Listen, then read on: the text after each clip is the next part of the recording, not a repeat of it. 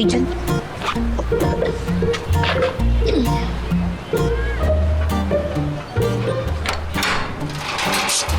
Yeah. Uy! Uy! Halika dito! Ano yun? Andiyan si Kuya Miko mo. Ikaw ang mausap. Bilis ako. Ha? Bilis! Basta!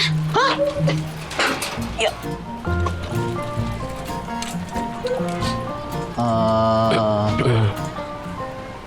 Andoy! Ay, kuya.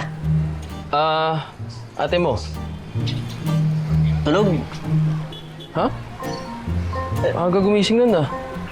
Pagod kasi, kaya ayun, umidlip siya.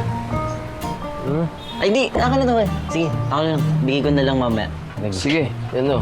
Breakfast nyo. Pakisabi lang sa ate mo na duman ako kamo. Sige. Itong mga basura, dadalhin nyo ba sa barangay? Kasi bala ko makipagkita kay Laika mamaya.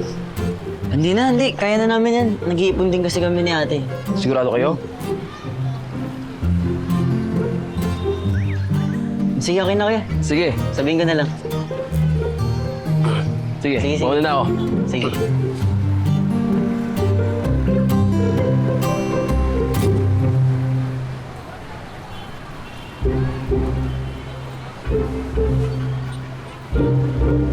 Te! Psst!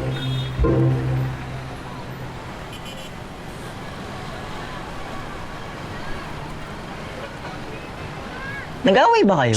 Ang ingay mo naman. Ano? Nag-away ba kayo? Bakit iniiwasan mo si kuya? Ha? Liwasan? Kaya? Sus!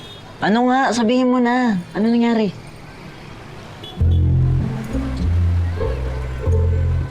Umamin si Kuya Miko in public. Grabe yun. Tawa-tawa ko dyan. Wala. Hindi ko naman nakakalaing gagawin talaga ni Kuya Miko. Hindi ko alam, may confidence pala siya. Alam mo? Ha? Uy, mamaya alam din ni Jingjing yung tatawagan ko. Nahandahan ko pa naman ng baon yun. Hindi. Ako lang nakakaalam. Pumunta pa nga dito si Kuya Miko eh. Sa akin unang umamin. Sa'yo unang umamin? Ba't di mo sinabi sa akin? Bo, ano unahan ko si Kuya? Baka magalit pa yun. Pero ano feeling ba eh? Hindi ka ba? Kinilig? Alam mo, Doy.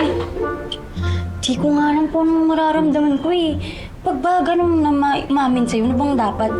Di ko alam, pero di ba kayo mga babae na-appreciate nyo naman yun? Parang sa mga rom-com. BFF to lovers. Hindi. Hindi, wag. Hindi mo naman naisipin yun. Ihatid na muna natin to kay Jingjing. Mamaya gutom na yung kapatid natin na yun. Pero...